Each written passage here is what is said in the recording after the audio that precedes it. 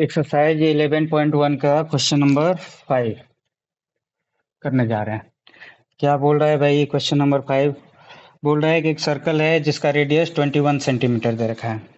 तो बना लेते हैं, ये सर्कल है और इसका रेडियस 21 सेंटीमीटर, ये 21 तो ये भी 21 सेंटीमीटर रेडियस है ना, इसीलिए ये भी रेडियस, ये सेंटर है वो मानते हैं। और बोल रहा है कि एक आर्क सबटेंड हो रहा है यहाँ से 60 डिग्री एंगल से, सेंटर से। तो ये 60 डिग्री एंगल है, ठीक है। तो थीटा कितना है? 60 डिग्री, 60 डिग्री, ठीक है। ये आर्क है यहाँ से, ये। तो ए बी इस पॉइंट का नाम दे देते हैं। और क्या बोल रहा है? Find the length of the arc. तो पहले गिवन लिख लो, गिवन क्या क्या है। गिवन में आपका है रेडियस है 21 सेंटीमीटर और थीटा दे रखा है 60 डिग्री। और फाइंड क्या करना है? टू फाइंड करना है हमें पहला चीज length of the arc, the length of arc, मतलब ये जो आर्क बना है ए बी, इसका length. Second, area of the sector form by the arc, area of sector formed by arc, ये आर्क ए बी के द्वारा। तो ये आर्क कितना सेक्टर बना रहा है ये, तो ये दूसरा चीज निकालना होगा। थर्ड चीज area of the segment, third हमें निकालना है area of segment formed by corresponding chord, तो कॉर्ड यहाँ से बनेगा ए बी। तो इस कॉर्ड के अंदर में ये जो सेगमेंट है इसका भी एरिया निकालेंगे, ये तीसरा है, ठीक है। चलिए तो इसको करते हैं सॉल्व। तो पहले तो लेंथ ऑफ आर्क निकालना है। तो लेंथ ऑफ आर्क के लिए फॉर्मूला आपके पास पता है, क्या होता है? The length of arc equal to क्या होता है? Theta by 360 degree into circumference of circle, क्या होता है? 2 पाई आर। थीटा कितना दे रखा है? रख लो 60 डिग्री दे रखा है ना, ये 360 डिग्री, 2 पाई का वैल्यू 22/7, रेडियस कितना है? तो 21 सेंटीमीटर, तो रेडियस रख लोगे 21 सेंटीमीटर। अब कट करो, डिग्री से डिग्री कैंसिल, 0 से 0, 6 6 जा 36, 2 3 जा 6, 3 7 जा 21, 7 1 जा 7, कैंसिल हो गया। कितना बच गया? तो सिर्फ 22 बच गया, तो 22 सेंटीमीटर, नीचे कुछ नहीं बचा है, मतलब लेंथ ऑफ आर्क निकल के आ गया 22 सेंटीमीटर।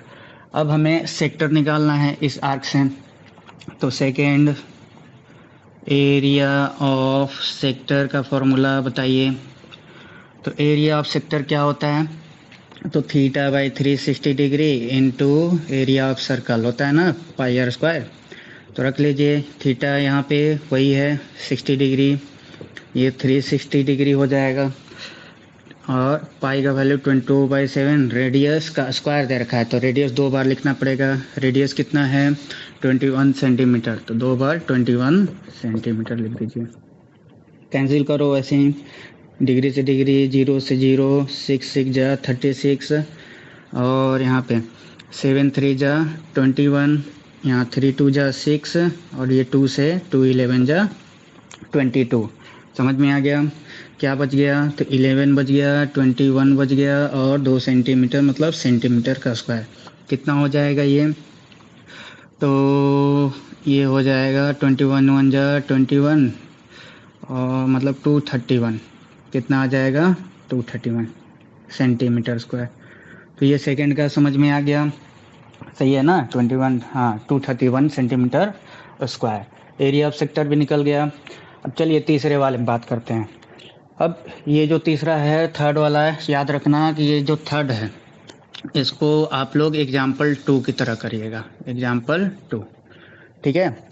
तो ये मैं बता रहा हूँ, आप लोग एग्जाम्पल 2 होमवर्क में करना है।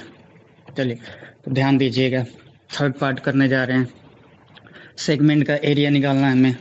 तो सेगमेंट का एरिया पता है ना आपको, ट्रायंगल के एरिया से माइनस करना होगा। तो देखो इस ट्रायंगल में अब खास बात है कि यहाँ पे हमें इसका बेस और हाइट नहीं पता है, ठीक है, निकालना होगा। एंगल 60 है, 90 होता तो हम मान लेते बेस और हाइट, जैसे पिछले वाले क्वेश्चन में किया था, लेकिन इसमें अब ऐसा नहीं है, ठीक है। तो सॉल्यूशन में हम थर्ड पार्ट करने जा रहे हैं, तो ध्यान समझना। पहले तो देखो ये बना लो, यही ट्रायंगल है, क्या नाम है इसका, OAB, ठीक है। और ये पूरा एंगल 60 है, पूरा एंगल 60 डिग्री है, पूरा का पूरा। ये पता है, वहाँ लिखा हूँ, यहाँ नहीं लिख रहा हूँ। चलो अब यहाँ से क्या करोगे, कंस्ट्रक्ट करोगे एक, ठीक है, कंस्ट्रक्ट करोगे सेंटर से क्या, एक perpendicular line on chord AB, ठीक है। तो कंस्ट्रक्ट, इसका नाम दे दें, क्या नाम दे दूँ, C। चलो तो यहाँ से मानते हैं ये OC perpendicular to AB, chord AB के, ठीक है, सच दैट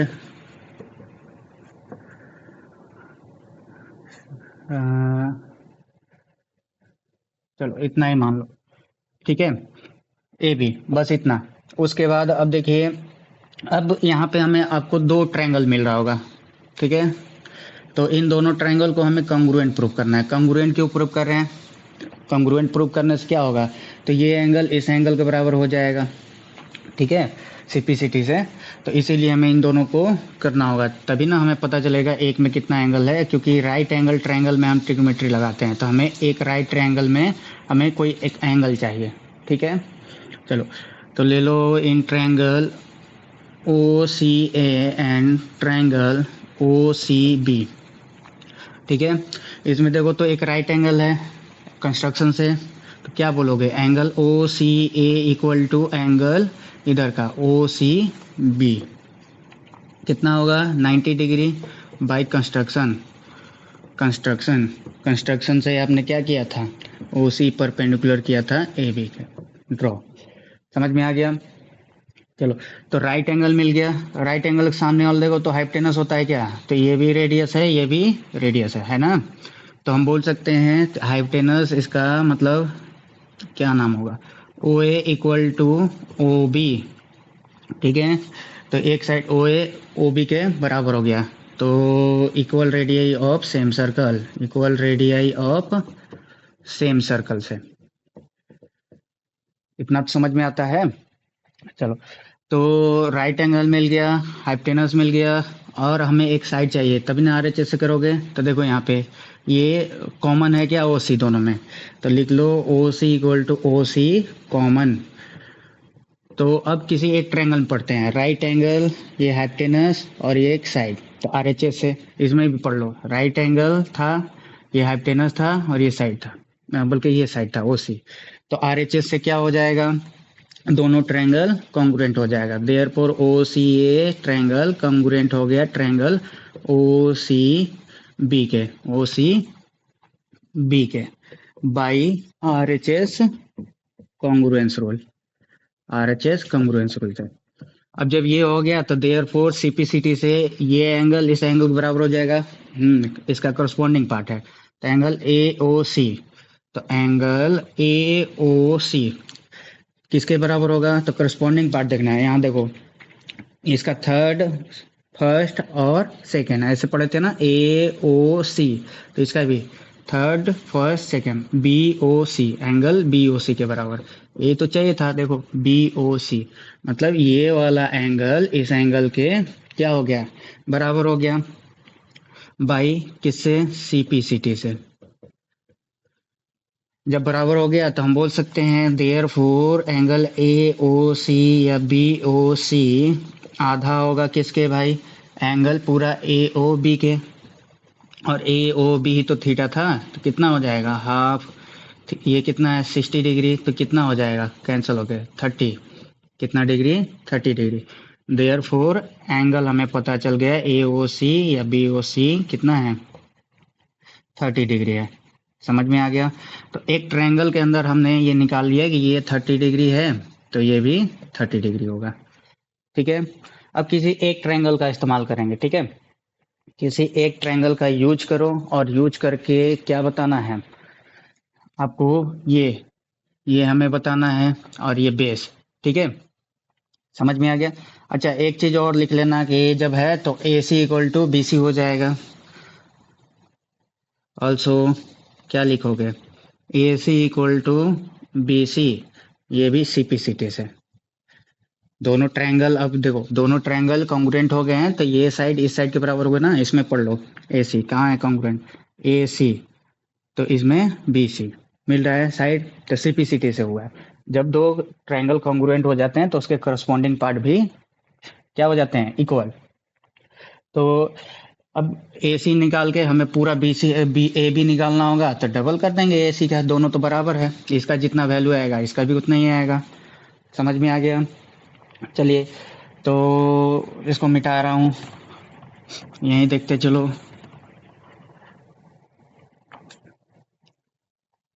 इसी में सब कुछ कर देंगे। तो एंगल आ गया 30 डिग्री और ए सी इक्वल टू बी सी है, ये हमने निकाल लिया ए सी इक्वल टू बी सी। ठीक है। चलो तो एक राइट एंगल में आ जाओ। नाउ इन राइट ट्रायंगल किसमें ओ सी ए में, ओ सी ए। ठीक है। अब इसको अलग से बना के चेक कर सकते हो। देखो यही है ओ सी ए, ये 90 हो गया और इसका ये एंगल 30 डिग्री। तो यही तो थीटा होता है आपको ट्रिग्नोमेट्री में, किसमें तो ट्रिग्नोमेट्री करना होगा तभी जाके ये आएगा। ठीक है। तो ट्रिग्नोमेट्री का पहले वीडियो या पढ़ाई कर लीजिए, उसके बाद वीडियो से पढ़ाई करो या खुद से, फिर उसके बाद यहाँ देखो। ठीक है। तो हमें ये बेस भी चाहिए और ये हाइट भी चाहिए। ठीक है। ये दे रखा है क्या, हाँ ये रेडियस है, ये दे रखा है आपको 21 सेंटीमीटर। ठीक है। तो पहले इसको निकालते हैं ओ सी को, ये हाइट को, इसको एच मान लेते हैं। ठीक है। तो ओ सी ही रहने दो, एच मानने लिखेंगे बार बार, फिर अलग अलग नाम बढ़ते जाएगा। ठीक है। ओ सी ही रहने दो। तो हमें ओ सी निकालना है। तो देखो तो जिसका थीटा उसका क्या होता है, तो ये बेस हो जाएगा, ये परपेंडिकुलर हो जाएगा। समझ में आ गया। इस राइट एंगल में तो आपको पता है अभी बेस निकालना है और हाइपोटेनस ये है, हाइपोटेनस ये है। तो बेस अपॉन हाइपोटेनस किस में होता है, साइन में या कॉस में, तो कॉस में होता है। तो कॉस से निकालिए, क्या बोलिएगा since cos theta equal to क्या होता है बेस अपॉन हाइपोटेनस। ठीक है। थीटा यहाँ कितना है इसमें 30 डिग्री, तो रख लीजिए cos 30 degree equal to base का नाम ओ सी, हाइपोटेनस का नाम ओ ए। ठीक है। और ओ ए ये दे रखा है कितना, रेडियस है ना। अच्छा कॉस 30 कितना होता है, तो कॉस 30 साइन कॉस, तो √3/2 कितना होता है √3/2। और ओ सी निकालना है, ओ ए कितना है 21 सेंटीमीटर। अब देखो 21 सेंटीमीटर इधर डिवाइड में है, इधर आएगा तो मल्टीप्लाई में, तो क्या हो जाएगा 21√3/2 सेंटीमीटर क्या आ गया ओ सी। तो therefore O C equal to 21√3/2 centimetre. ये पता चल गया। तो हाइट हमें देखो निकल गया, ये हाइट पता चल गया कितना है 21√3/2 इतना सेंटीमीटर। अब हमें ये बेस चाहिए ए सी, तो ये पूरा ए भी चाहिए, तो पहले ए सी निकालो इससे, इसी ट्रायंगल से। तो यहीं पे हम क्या करेंगे दूसरा वाला हमें ए सी चाहिए। तो देखो तो ए सी यहाँ परपेंडिकुलर है, तो परपेंडिकुलर अपॉन हाइपोटेनस क्या होता है, तो क्या वो किस में आता है, तो साइन थीटा में। तो बोलिएगा since sine theta equal to perpendicular upon hypotenuse. ठीक है। यहाँ थीटा वही है 30 डिग्री, परपेंडिकुलर का नाम ए सी और हाइपोटेनस डायरेक्ट वैल्यू रख दूं 21 सेंटीमीटर। देखो वैल्यू नहीं, क्योंकि इसका भी वैल्यू पुट करना है तो इसका नाम रख दो, क्या नाम है, ओ ए। ये साइन 30 कितना होता है, साइन 30 होता है 1/2। ए सी निकालना है, ओ ए 21 सेंटीमीटर। अब देखो ये 21 सेंटीमीटर इधर डिवाइड में इधर आएगा तो मल्टीप्लाई में ऊपर चला जाएगा, तो 21 सेंटीमीटर बाई 2 ए सी का वैल्यू, तो देखो यहाँ ए सी भी मिल गया, therefore A C equal to 21/2 centimetre. ठीक है, अब हमें पूरा बेस चाहिए ए बी इतना, तब ना इस ट्रायंगल का पूरा ट्रायंगल बड़ा ये है ना, ये तो हमने ये छोटा सा पार्ट निकालने के लिए हमने इसका आधा राइट ट्रायंगल लिया था। ठीक है, हमारे पास तो ये पूरा ट्रायंगल है, तो इस ट्रायंगल का हमें क्या चाहिए, बेस और ये हाइट। हाइट तो निकल गया है, बेस में ये आधा पता चला है, तो ये पूरा, ये भी इसके बराबर होगा तो पूरा निकाल लेंगे। तो हम बोल सकते हैं देयरफॉर यहाँ पे A C equal to B C equal to 21/2 centimetre, क्योंकि ये पहले हमने सीपीसीटी से इक्वल कर दिया था। नाउ क्या लिखिएगा, ए बी इक्वल टू क्या हो जाएगा, ए सी प्लस बी सी, तो कितना है 21/2, ये भी सेंटीमीटर ये भी, तो आधा आधा पूरा हो जाएगा, तो ये कितना हो जाएगा, तो ये आपका हो जाएगा 21 सेंटीमीटर। ठीक है, नहीं तो एलसीएम लेके करना चाहते हो कर लो, ये एलसीएम हो गया 2, ये भी 21, ये भी 21, कितना 42/2, कैंसिल होगा तो 21 ही तो आएगा, 21 सेंटीमीटर। तो आपको ए बी भी पता चल गया, ये कितना हो गया 21 सेंटीमीटर। इजी है। और नहीं तो देखो एक और भी तरीका था इसको करने का, पहले तो ये कर लेते हैं उसके बाद में बताऊंगा। ये आपको एग्जाम्पल जो 2 है उसके लिए मैंने बताया कि ऐसे ऐसे करोगे। ठीक है, समझ में आ गया। कपड़ा कहाँ गया, ये लो, तो समझ में आ गया। तो देखो हमने बेस और हाइट निकाल दिया, अब ट्रायंगल का एरिया निकालना होगा। लिख भी लेते हैं, अच्छा लिख लिया है हमने, चलो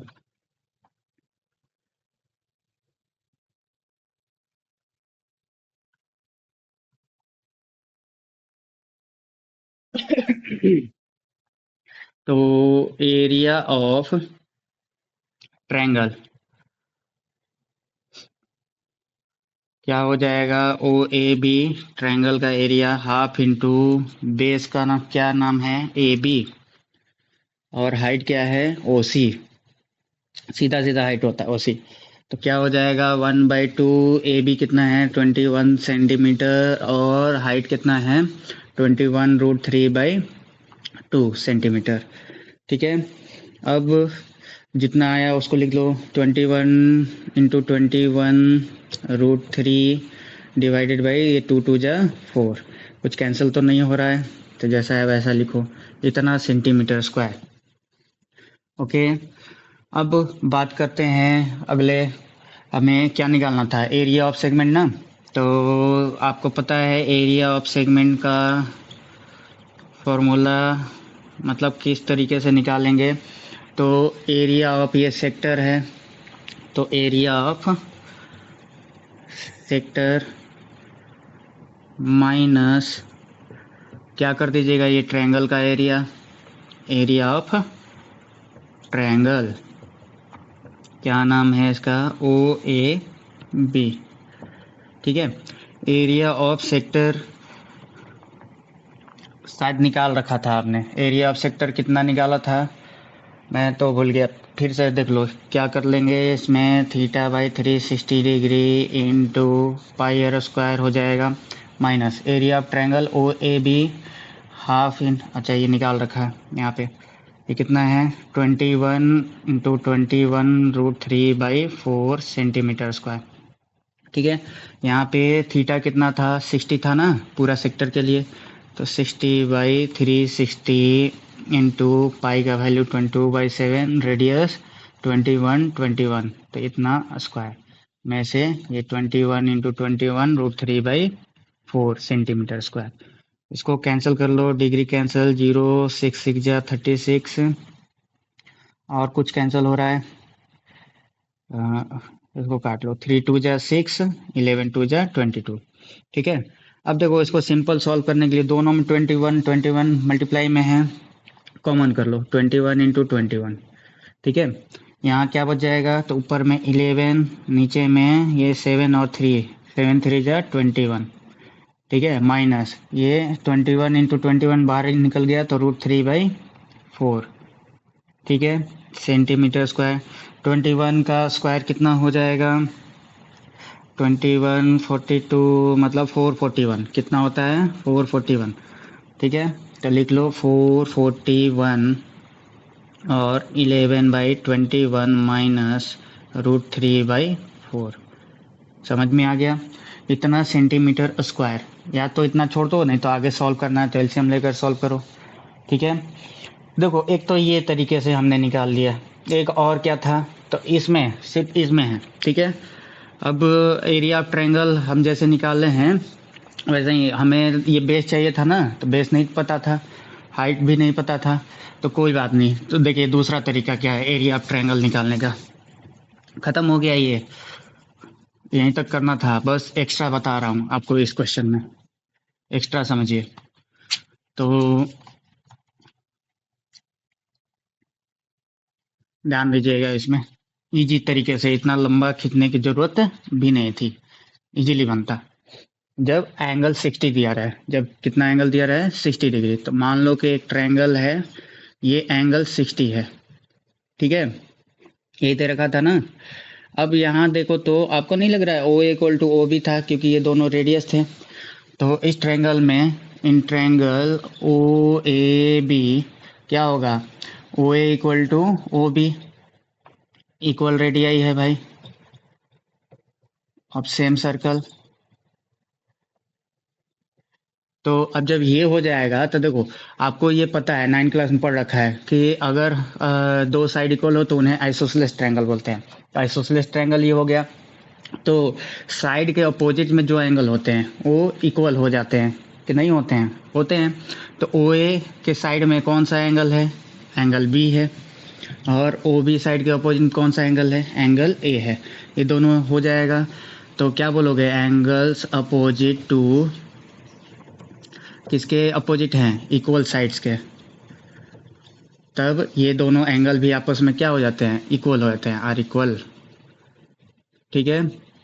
जब ऐसा हो गया तो आपको नहीं लग रहा है ये दोनों एंगल इक्वल हो गए, ये 60 है तो ये दोनों इक्वल हैं, ठीक है। तो आप ये क्या बोलिएगा, इसी ट्रायंगल में बात हो रहा है तो लिख दो angle A plus angle B plus angle A O B equal to 180 degree होगा, sum of angles of triangle, sum of interior angles of a triangle, होता है कि नहीं।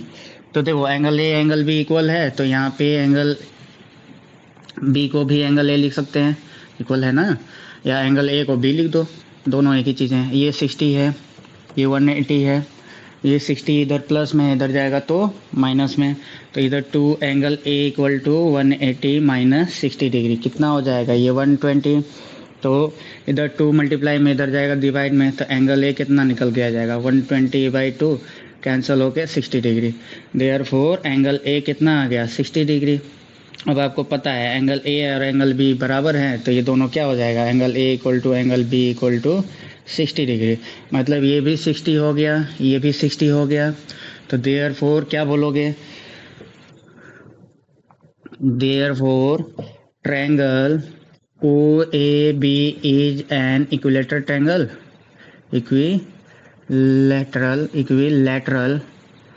ट्रायंगल हो गया। जब इक्विलेटरल ट्रायंगल हो गया तो इसका एरिया ऑफ ट्रायंगल का फॉर्मूला है, एरिया ऑफ इक्विलेटरल ट्रायंगल का डायरेक्ट फॉर्मूला है, क्या है भाई, तो √3/4 इंटू साइड का स्क्वायर, जो साइड है उनका स्क्वायर, यही तो आया था, देख लो √3/4 और साइड कितना है 21 है, तो 2 बार 21 इसका स्क्वायर। देखो यहाँ भी हमने वही लिखा था, √3/4 2 बार 21, ठीक है। तो इससे भी कर सकते थे area of triangle, sine cos लगाने की ज़रूरत नहीं थी। तो ये बस इसमें एक्स्ट्रा है, आपको बताया गया है, ठीक है, कर लोगे। ऐसे एग्जाम्पल 2 कर लेना, ठीक है। एग्जाम्पल 2 में अलग 120 दे रखा है, 60 की जगह कितना दे रखा है 120, तो साइन कॉस वाले से सॉल्व करके आप बेस और हाइट निकाल के सॉल्व करना है एग्जाम्पल 2, ठीक है, ये होमवर्क में है आपका। देखो क्वेश्चन नंबर 5 में बोल रहे हो कि आंसर नहीं आ रहा है, तो देखो आंसर क्या है, यही तो है। देखो डिग्री से डिग्री कट गया, 0 से 0, 6 1 जा 6, 6 3 जा 36, ठीक है। अब ये 6 को काटो, 3 2 जा 6 और 11 2 जा 22, और इधर 3 7 जा 21, 7 1 जा 7, कैंसिल हो गया। अब जो बच गया उसे लिख दो। यहाँ 11 बच गया, 21 बच गया सेंटीमीटर स्क्वायर, माइनस इधर 21 इंटू 21√3/4, ठीक है। एनसीईआरटी का आंसर दिखा रहा हूँ बस। देखो तो 21 11 जा क्या होगा, 231 सेंटीमीटर स्क्वायर, चलो सेंटीमीटर स्क्वायर को बाहर लिख देंगे, माइनस 21 जा 441 होगा, और ये √3/4, क्या यही लिख रखा है, तो कोई बड़ी बात नहीं है। या तो जो मैंने पीछे बताया वो भी सही था, बस मैंने इसको काटा नहीं था 21 को, ठीक है। या ये भी सही है, ठीक है। इसको और सॉल्व कर सकते हो √3 का वैल्यू रख के, ठीक है, पॉइंट में करके। तो जैसे करना है वैसे कर लो, ठीक है। बस लास्ट तक यहाँ तक पहुँच जाना, दोनों आंसर सेम है, ठीक है। चलो।